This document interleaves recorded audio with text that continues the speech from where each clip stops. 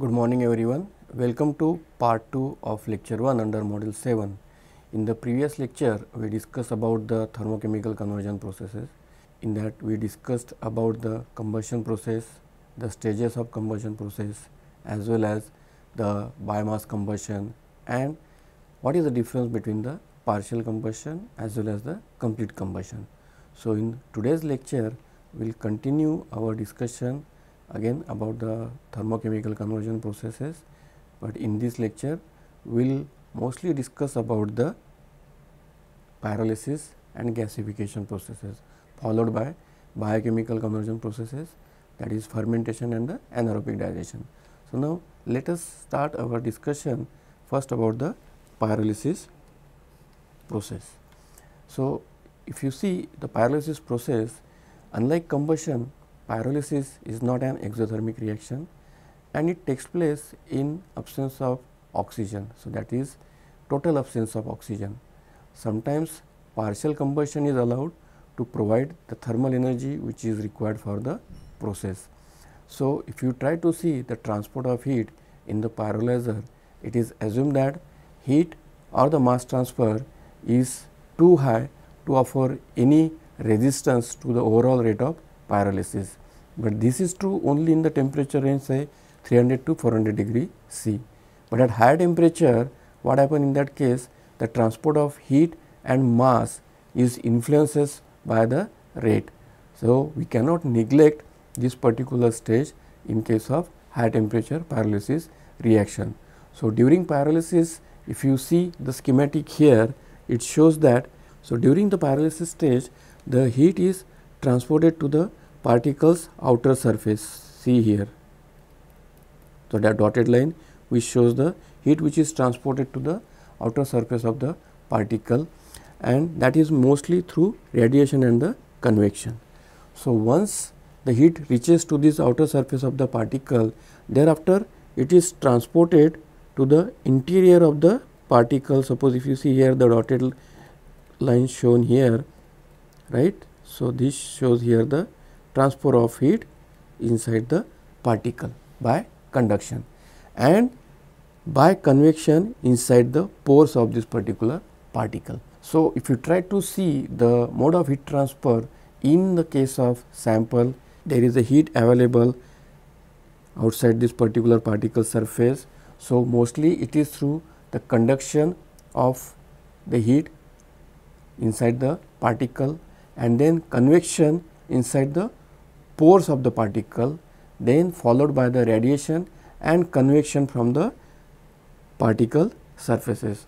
So, this mode of heat transfers are normally occurs when the pyrolysis process is taking place and the sample is heated using a suitable heat source. So, during this particular process, as we mentioned here, it thermally decomposes the sample into liquid, gas and the char as a product, and the temperature is mostly above say 300 to 400 degree C.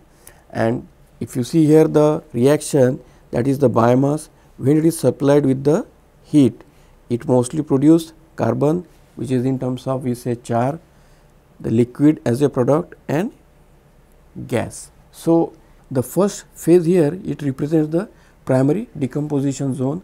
In this case, once the sample undergoes decomposition, it produces condensable gases and char.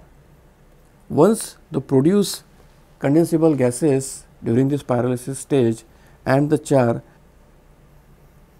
goes under the secondary decomposition zone, so it produces liquid as a product, char and non-condensable gases. So, if you see here in this case, in the first primary zone, it mainly produces the condensable gases. Once it reaches to a secondary decomposition zone, so what happens in that case, the condensable gases along with the char, so secondary cracking happens in that case, and then it mostly yields non-condensable gases in the form of CO, CO2, some stresses of hydrogen and methane as well, and then also it yields char and mostly the liquid as a product. So, the nature of product in this particular stage, it depends on several factors, mostly the pyrolysis temperature and the heating rate.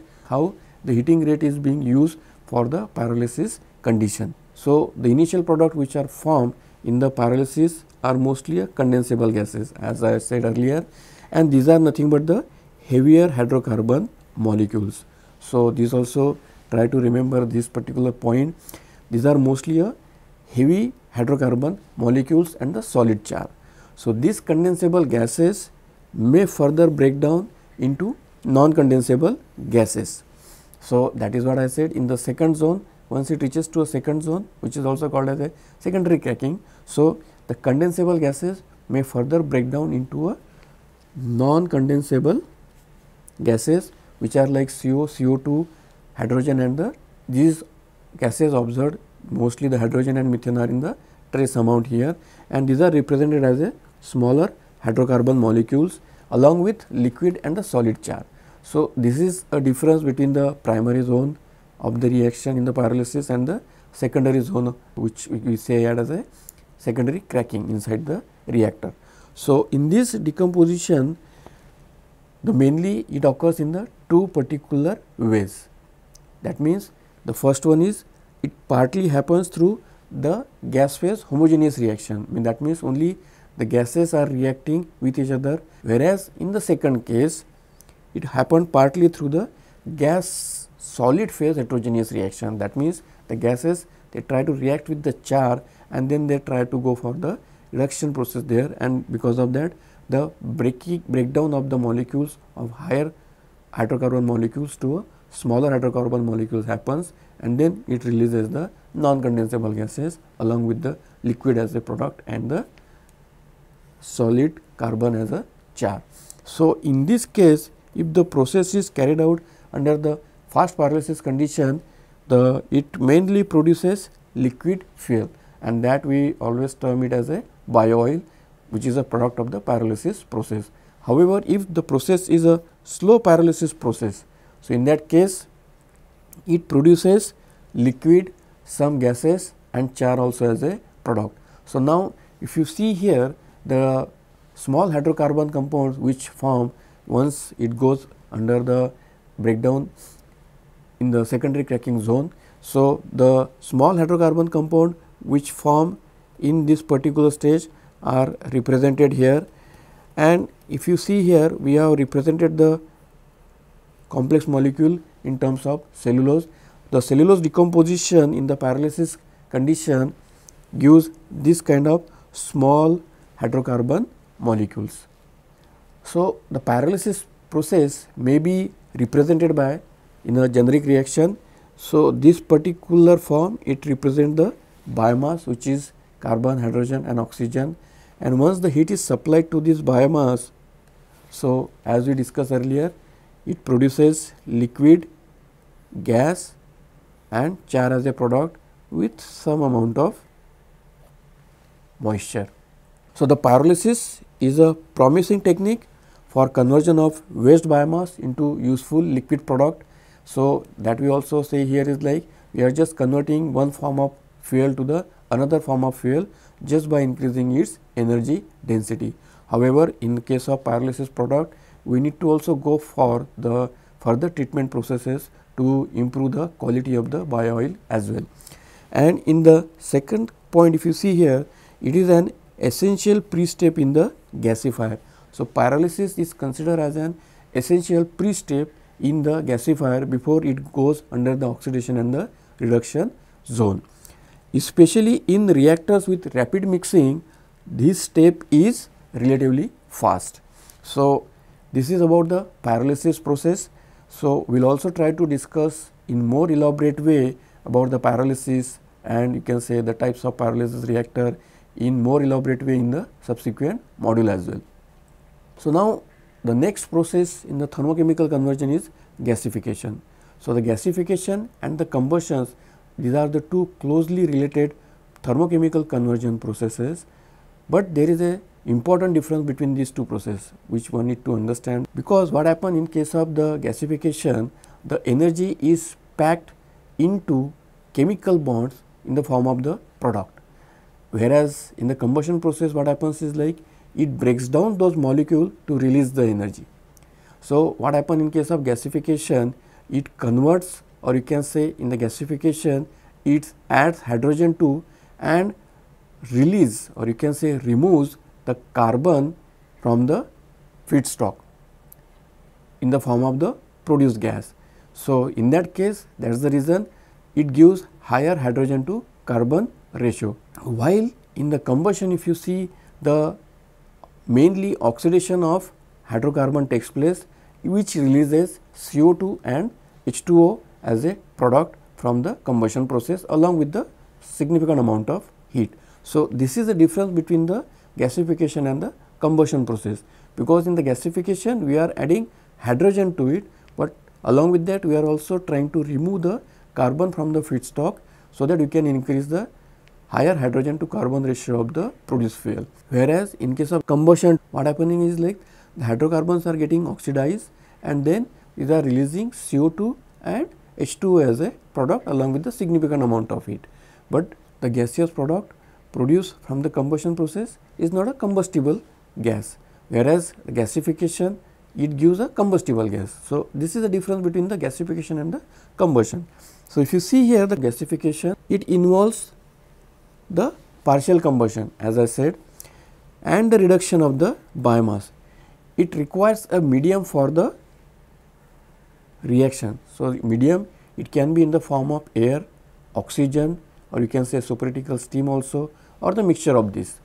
So, gasification mainly it converts fossil or even the non-fossil fuels into useful and convenient gaseous fuel and chemicals by thermochemical method. So, in this case the attempt is like without leaving any carbonaceous residue behind. So, that means the gasification process, in the gasification we try to convert the entire carbon into the gaseous product, so that there should not be any unconverted carbon left in the reactor. It essentially converts a potential fuel from one form to the other. As I mentioned, we are just converting biomass into a gaseous fuel in this case of gasification, whereas when you talk about the pyrolysis, we are producing liquid and solid along with the trace amount of gases as a product. But as we are discussing here about the gasification, so here the biomass is getting converted into a product gas. In typical combustion process, generally the oxygen is surplus, whereas if we talk about the gasification process, in this case the fuel is surplus. So, this is the difference between the two process.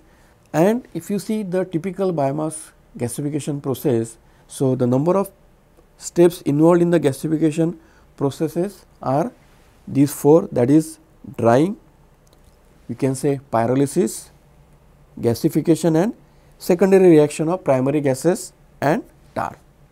So, in the drying what happens is like it is carried out in the temperature range of say 100 to 200 degree C. So, in this particular case what happens is mostly it removes the moisture from the incoming biomass, or you can say the feedstock which is coming inside the reactor.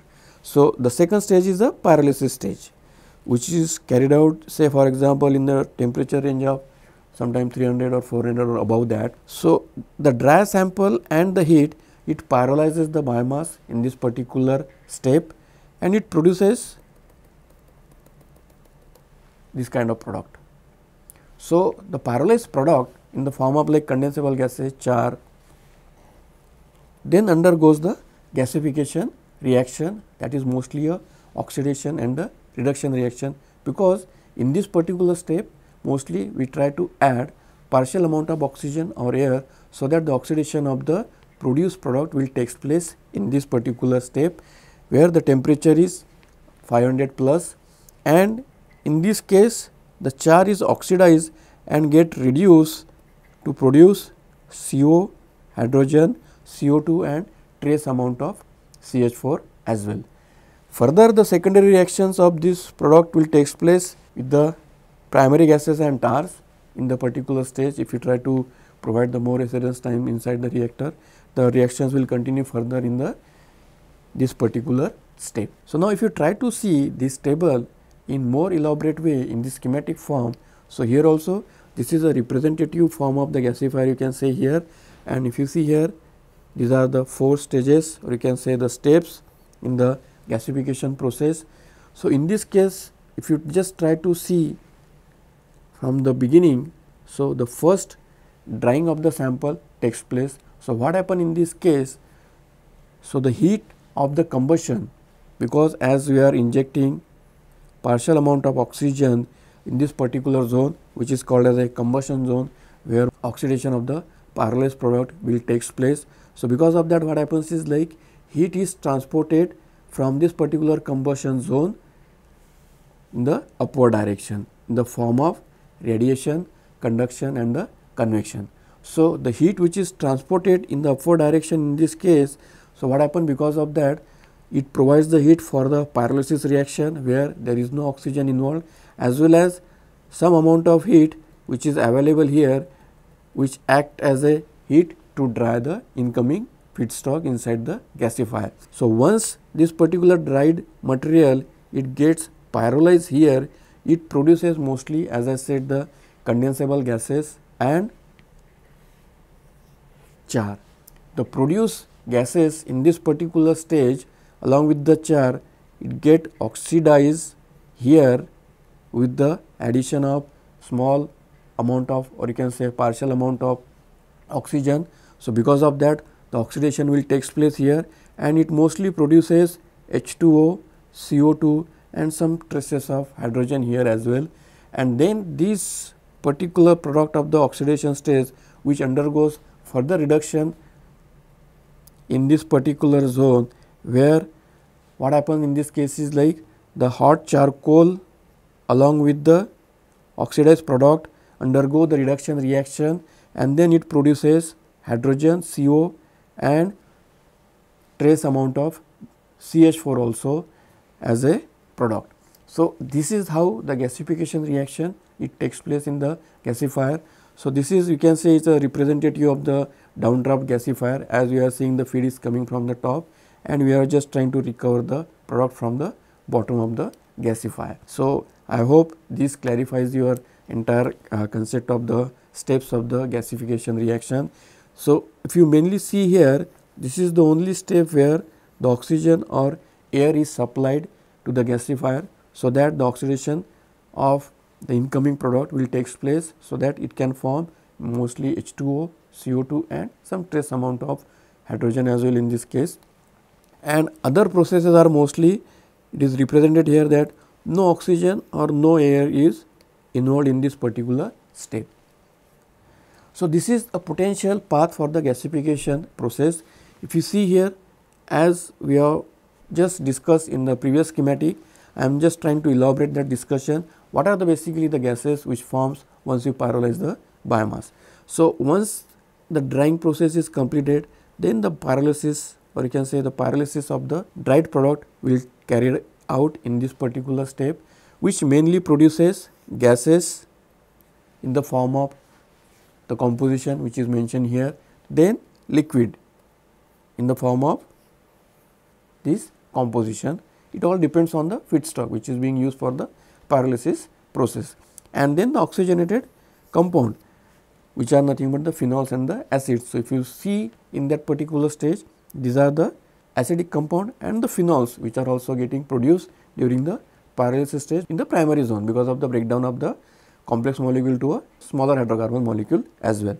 So, the next is nothing but the solid char, which also produced during the pyrolysis process. It undergoes gasification, that is we called as a oxidation reaction.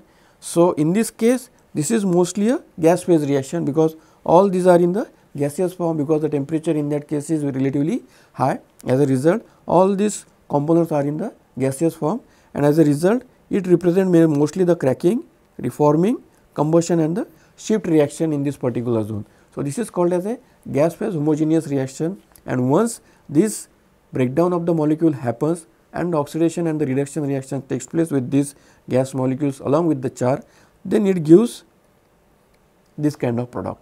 Similarly, the solid char which is there along with these particular gases inside the gasifier, it also undergoes gas solid phase heterogeneous reaction which mostly in the form of gasification and the combustion and the shift reaction, and gives this product along with the unconverted carbon. So, this is difference between the gas solid heterogeneous reaction and the gas phase homogeneous reaction in the gasifier.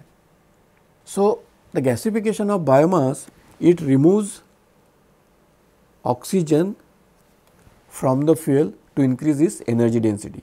Typically, if you see the biomass, it has about 40% of oxygen. However, if you just try to see the gas which comes out from the gasifier, it has negligible amount of oxygen. So, O2 is removed in this particular process in two different ways, either by dehydration or decarboxylation reaction. So, in this case the oxygen is removed through H2O. Similarly, if you just try to see the decarboxylation reaction, in this case what happens is like the O2 removal takes place through CO2, and hence because of that, as we discussed also earlier, it increases the hydrogen to carbon ratio of the produced gas. So, in case of decarboxylation, as I said earlier, while snubbing the oxygen through CO2 also rejects the carbon from the feedstock. As a result, it increases the hydrogen to carbon ratio of the produced fuel. Apart from that, another major benefit of the gasification process is it emits less greenhouse gas when combusted. So, we just try to see the difference between the combustion process and the gasification process in this tabular form here. So, the parameter which we are trying to discuss here is oxidation, effluent gases which are produced from this particular process, as well as the utility of the produced gas. So, if you see here the combustion, which is termed as a complete combustion process, and mostly it produces the effluent gas in the form of CO2 and the H2O, but it is a non-combustible. Whereas, we see the gasification, it is mostly carried out by partial oxidation process, and the produced gases in this case are the combustible gases. Similarly, if you just try to see the utility, it produces significant amount of heat, and the produced heat can be used as a process heat or can be converted into a power as well. In this case, it is the same, that the heat produced by the combusting these particular gases can be used as a process heat, as well as can be used to produce power, or can be converted into a liquid fuel by subsequent thermochemical conversion processes. So, this is how the difference is between the combustion and the gasification process. Now, in the biochemical processes, mostly we will be discussing about the ethanol fermentation and the anaerobic digestion. So, fermentation is the decomposition of the complex molecule in the organic compounds in the aqueous solution by the actions of the microorganism in the acidic condition. So, here mostly the pH varies in the range of, say, for example 4 to 5. The most common microorganism which is used in this case is the yeast, Saccharomyces cerevisiae. If you see the fermentation process, it is a well established process which is used widely for the conversion of grains, sugar crops into ethanol, and this process requires high cost and the high energy. So, as an alternative in this case, one scheme is considered to reduce the cost of ethanol production by fermentation technique by utilizing a less expensive raw material, that is termed as a lignocellulosic biomass, and a process that requires less energy. But in case of lignocellulosic biomass, what happens is like if the feedstock is a lignocellulosic biomass, then the biomass need to hydrolyze before it is being used for the fermentation process. So, the hydrolysis of this particular complex molecule, it yields large number of glucose units, which also terms as a reducing sugars, and then the produced reducing sugar can be utilized for the fermentation purpose. So, even the large scale production using such less expensive feedstock still is not feasible here. That means still it is facing some challenges to reduce the production cost, and an improvement on technology efficiency for the generation of commercial profit is still necessary. So, if you see the fermentation process, mostly the sugar which may be used for the fermentation process is obtained from the following feedstock. That means we can directly use a sugar cane as a feedstock. Apart from that, sugar beet, sweet sorghum, grapes and the molasses also act as a feedstock for the fermentation process. Apart from that, some starch crops like grains and roots, cassava can also be used for this particular purpose. And the last point is nothing but the from cellulose. As we mentioned, as this is a less expensive material, so it is being used for the production of ethanol now. So, it includes wood, straw, stems of grasses, bamboo, sugarcane, bagasse as well. So, if you see in this case, the main disadvantage of using 1, 2 and 3 as a feedstock for the ethanol fermentation is competition over the utilization of arable land for the cultivation of the food crops between the biofuel feedstock, thus resulting in the increase of the food prices. If we just try to use this 1, 2 and 3 as we discussed in the previous slide as a feedstock, then always there is a criticism about the food versus fuel crisis. So, as a result, the carbohydrate which are in the form of say lignocellulosic biomass are being used for the ethanol production, and it also termed as a biofuel, that is a bioethanol, which act as a supplement to the petroleum fuel. So, if you just try to see the reaction scheme for the cellulose, starch and the simple sugar molecules to produce ethanol, so which represent here the first reaction represent the cellulose molecule suppose. So, under hydrolysis condition, in this case it produces glucose units. Similarly, if you talk about the starch, it also undergoes hydrolysis to produce again the glucose molecule, which are also termed as a simple sugars. So, the produced ethanol can act as a supplement to the petroleum fuel, also can be used for the heating purposes, electricity generation, or it is conventionally being used as a chemical also, which is 95% ethanol or 99.7% ethanol. So, the ethanol production from these various biomasses, if you just try to see this schematic here, we have just outlined here a schematic which shows the ethanol production from the various biomass feedstock. So, we will just try to discuss this particular feedstock one by one.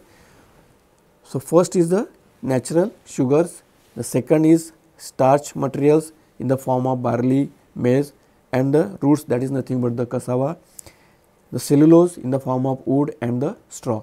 So, if you just try to focus on the first feedstock, that is the natural sugars. So, as these are the natural sugars which are nothing but the simple sugars. So, this feedstock can be crushed to release the simple sugar, and the produced sugar from this particular feedstock can be fermented using a yeast to produce 10% aqueous ethanol. Further, this 10% aqueous ethanol can be upgraded to 95% ethanol, which is called as a commercial ethanol, petroleum substitute by fractional distillation. So, as a result, the fractional distillation of the 10% aqueous ethanol gives around 95% of the ethanol. So, we are just increasing the quality of the ethanol in this particular stage. If we need to further purify this particular ethanol, so by azeotropic distillation we can convert it into a more pure form of ethanol, which is equivalent to 99.7% ethanol, which is called as a anhydrous ethanol and the petroleum additive as well. So, if you just try to see the second feedstock here, which is nothing but the starch material in the form of barley and the maize. So, what happens in this case? First, we need to go for the hydrolysis process, which is not required in the previous feedstock. If you see here, starchy material is being used for the ethanol fermentation. So, the hydrolysis step is relatively easy. So, it releases again the simple sugars in the form of glucose units. So, those sugar molecules can again be passed through these particular steps to produce the ethanol. Now, suppose if the feedstock is a cellulose, which is in the form of say wood or the straw. So, in this case also this particular feedstock has to pass through a hydrolysis process, but in this case the hydrolysis process is quite difficult. So, relatively harsh conditions are required to hydrolyze this biomass here compared to the starchy material. So, as a result, apart from that, some intermediate steps are also required to purify this sugar, so that you can have monomers or the simple sugar which are in the pure form for the fermentation process. If it is not in pure form, what happen in that case? The traces of some inhibiting component try to inhibit this particular fermentation process here, and as a result the yield of the ethanol goes down. So, for that case we need to have the pure sugar also from this particular source, which is we say that a cellulose molecule, and then again it pass through a same stages of the conversion to achieve either 99.7% ethanol and the 95% ethanol. So, the next process is the anaerobic digestion. So, when organic matter undergoes fermentation through anaerobic digestion, gas is generated in that particular case, and this is known as the biogas. The biogas which is generated through the fermentation or the biodigestion of various waste by a variety of anaerobic and the facultative organisms. The process is favored by wet, warm, dark condition, residence time and some other parameter as well. So, typically the biogas produced from this particular material, it comprises approximately of 55 to 65% methane and 30 to 40% CO2 with small traces of other gases in the form of hydrogen, H2S and nitrogen, along with a decomposed mass. The gas form are the waste product of the respiration of this decomposer microorganism, and the composition of the gas, it depends on the substance that is being decomposed. So, the entire composition of the biogas is solely depends on the substance that is being used for the biodigestion purpose. If the material mainly consists of carbohydrate such as glucose, other simple sugars and high molecular compound in the form of like cellulose or hemicelluloses, the methane production in those particular feedstock is low. However, if the fat content is high, then the methane production is relatively high. So, this is how we have to understand what kind of substance is being decomposed in the digestion process. Accordingly, the gas yield will comprise of methane and the CO2. Along with that, the nutrients such as nitrogen compounds remains available in solution and provide excellent fertilizer and humus. The reaction in this case are slightly exothermic reaction, and typically the heat up reaction is about 1.5 megajoule per kg of dry digestible material, or you can say equal to about 250 kilojoule per mole of cellulose molecule. And the heat produced during this process is not sufficient to significantly affect the temperature of the bulk material. Now, if you see the reaction here, the decomposition of cellulose, suppose in presence of sufficient amount of moisture or you can say water, it releases CO2 and methane. The typical anaerobic digestion process consists of broadly 3 phases. So, the first is nothing but the hydrolysis stage, the second is the acid forming bacteria, and third is the methane forming bacteria where the methane production will takes place. So, in the first case, if you see here, the complex carbohydrate molecules along with the fats and proteins will get hydrolyzed in the stage 1 with the influence of water, and it forms water soluble compound. So, after this stage 1, the product of the stage 1 undergo the formation of acetic acid, propionic acid and the butyric acid, mostly by the acid former bacteria. So, once this particular product is available inside the digester, what happen is like in that case in the stage 3, now the anaerobic bacteria, mostly the methane forming bacteria, try to decompose this particular material and produce biogas in the form of methane and the CO2. So, in this case also the temperature is mostly in the range of say for example 25 to 33 or 34 degree C, and the product obtained in this particular last stage is nothing but the methane and the CO2. But in stage 3, mostly the methane forming anaerobic bacteria will take part into the decomposition reaction to yield the methane. The anaerobic digestion gives two different products, mostly in the form of biogas and the digestate. The digestate can act as a fertilizer and a humus. Similarly, the biogas which is produced during the anaerobic digestion process is used as a heat source. Along with that, it can be also used to produce the electricity.